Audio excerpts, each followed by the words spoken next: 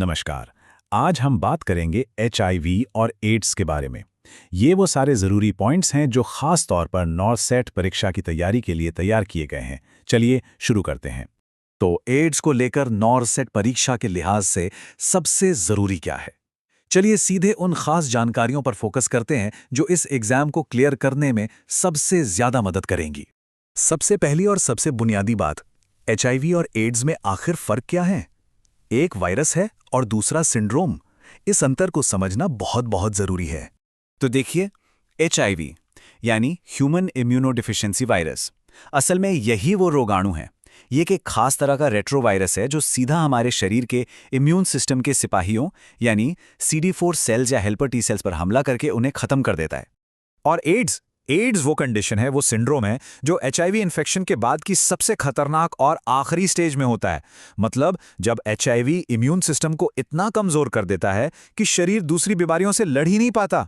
अच्छा, अब अगला सवाल ये आता है कि ये वायरस एक इंसान से दूसरे इंसान तक फैलता कैसे है? मरीजों को सही जानकारी देने के लिए ये समझना बेहद जरूरी है।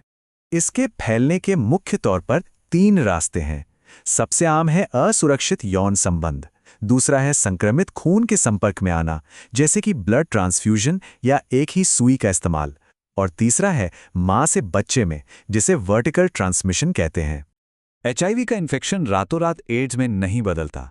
इसकी पूरी एक यात्रा है, एक प्रोग्रेशन है, जिसके अलग अलग चरण होते हैं। चलिए उन 4 स्टेजेस को समझते हैं। ये देखिए, बीमारी कुछ इस तरह आगे बढ़ती है।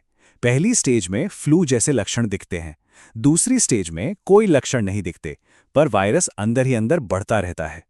तीसरी स्टेज में वजन घटना, दस्त जैसे लक्षण शुरू हो जाते हैं। और चौथी और आखिरी स्टेज है एड्स, जहां इम्यून सिस्टम लगभग खत्म हो जाता है। तो वो कौन सा पॉइंट है जब हम कहते हैं कि अब ये एड्स है? वो है ये नंबर। जब CD4 सेल्स की संख्या 200 से नीचे चली जाती है तो उसे स्टेज 4 यानी एड्स माना जाता है। इस नंबर को अच्छी तरह से याद कर लीजिए। चलिए अब बात करते हैं डायग्नोस्टिक टेस्ट्स के। नॉर्सेट में इस टॉपिक से सवाल आते ही आते हैं, तो इस पर खास ध्यान देना है। जी हाँ, परीक्षा के नजरिए से ये सेक्शन सबसे ज्यादा जरूरी है।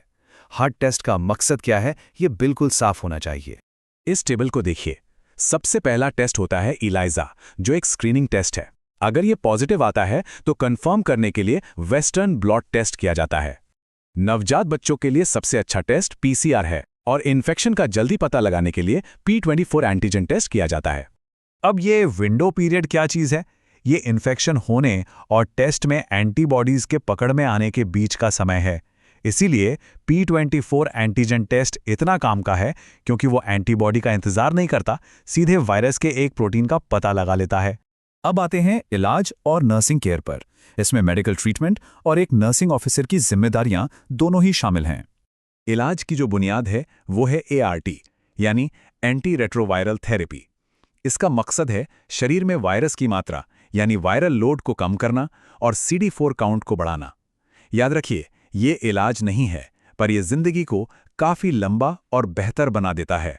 नर्सिंग स्टाफ के लिए सेफ्टी सबसे ऊपर है। यूनिवर्सल प्रिकॉशंस का सख्ती से पालन करना, मरीजों को दवा समय पर लेने और सुरक्षित यौन संबंध के बारे में बताना और high protein, high calorie diet की सलाह देना, यह सब बहुत जरूरी है। लेकिन सोचिए, अगर काम करते वक्त सुई चुभ जाए तो क्या हो? ये एक बहुत ही क्रिटिकल सिचुएशन है। यहाँ एक खास प्रोटोकॉल के तहत तुरंत एक्शन लेना पड़ता है। इसे कहते हैं PEP यानी पोस्ट एक्सपोजर प्रोफाइलैक्सिस। इसके 3 स्टेप्स हैं जिन्हें भूलना नहीं है। पहला, इसे जितनी जल्दी हो सके, मतलब कोशिश करें कि 2 घंटे के अंदर शुरू कर दें। दूसरा, किसी भी हालत में 72 घंटे से देर ना हो। और तीसरा, ART दवाओं का पूरा कोर्स 28 दिनों तक लेना है। चलिए अब आखिर में कुछ ऐसे फैक्ट्स पर नजर डालते हैं जो अक्सर एग्जाम में सीधे सीधे 1 नंबर के सवाल में पूछ लिए जाते हैं। ये रहे कुछ quick facts. World AIDS day 1 दिसंबर को होता है। इसका प्रतीक है लाल रिबन। भारत में इसकी रोकथाम के लिए नोडल एजेंसी नाको है। और इंडिया में पहला केस 1986 में चेन्नई में मिला था। ये सब याद रखना जरूरी है। और आखिर में एक सवाल, एक नर्स के लिए बड़ी चुनौती क्या है? ये वायरस या फिर हमारा समाज? क्योंकि अक्सर बीमारी के इलाज से ज्यादा मुश्किल होता है मरीज को समाज में फैली गलत धारणाओं और भेदभाव से बचाना। इस पर जरूर सोचिएगा।